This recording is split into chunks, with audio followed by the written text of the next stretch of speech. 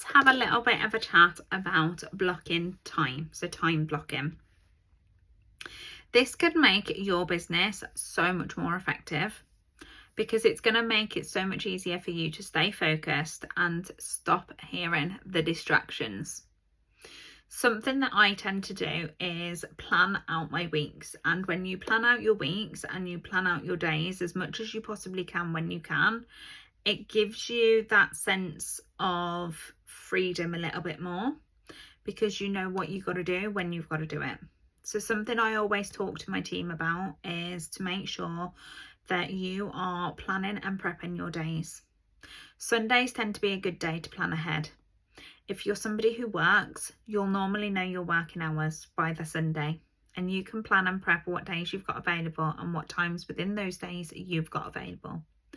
You can slot in parts of your DMO into your daily routine.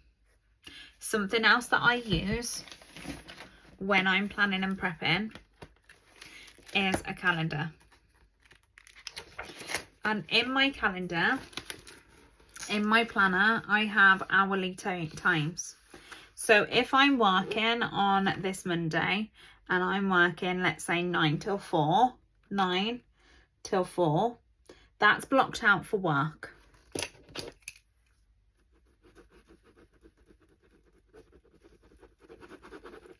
That's work. Now I can see what I have left for the rest of the day. So what I could say is, right, at 6 o'clock, I'm going to get up and I'm going to spend an hour here at 6 o'clock. I'm also on my dinner break, so probably around here, I am going to have 20 minutes of commenting on people's posts or doing part of my DMO. And this evening, I am going to do a call at 8 o'clock. And then after the call, I'm going to take 30 minutes to finish off my DMO. Fit in the time where you can, when you can. Don't feel pressured and don't feel like you don't know what you're doing. You can then block out that time for more in depth of, I'm going to do this on my DMO here and I'm going to do this here. So when you're out and about, you can still do the tasks that you need to do. This is going to give you so much more freedom in terms of not panicking and stressing that you're not going to get the shit done. So as an example, if you know that your task in particular is to do a reel, which is something you're not massively confident in, so it's going to take a little bit more time, then don't book it in for that 20 minutes in your lunch break, because you might need a little bit more time. So do that at the hour in the morning or do that on the evening. Okay, just make sure that when you're blocking out your time, you look at your schedules. I tend to, and something that I have told people in the past is, when it's your time, and this is really good, especially for mums, blocking your time is really good for anybody who is a mom and is working this business around their kids at home, because you can have your work hours, put them up on a board on your fridge or wherever.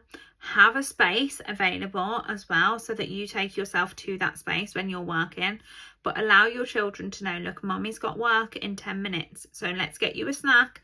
Let's get you a drink. Let's get you set up. I'm going to be sat right here next to you, but mommy is working for half an hour right now. Block that time out and make sure your kids know that that is your time to work as well. It's also going to be able to help you with things such as when you're going on vacations, blocking that time out, you will know when you need to be present, when you don't need to be present, and you can adjust it to any situation or any routine. So something else that I tell my team when they're talking about blocking out time is the times that you are ready to block out, take those times and put them into your phone as an alarm. So when that alarm bleeps at 6 o'clock in the morning, you know that you've got an hour right there and then. So don't put your alarm on for 6 o'clock and then get up and brush your teeth and go to the toilet and wash your face and get dressed and then sit down and you've only got 20 minutes left. 6 o'clock, that is when you start. So you need to get up half an hour before that. Block that time out and plan and prep your day. It will take away so much of the noise that is happening up here, and it will be on paper that when you sit down, you'll go, right, I know what I'm doing. Let's go. Intentional work. Let's make this happen. Set those alarms so that 10 minutes before, it gives you that preparation time to make sure that you're in the right place, that you've got the things that you need, that your children are all looked after, that you know what you're doing. When you prep, you set yourself up to succeed.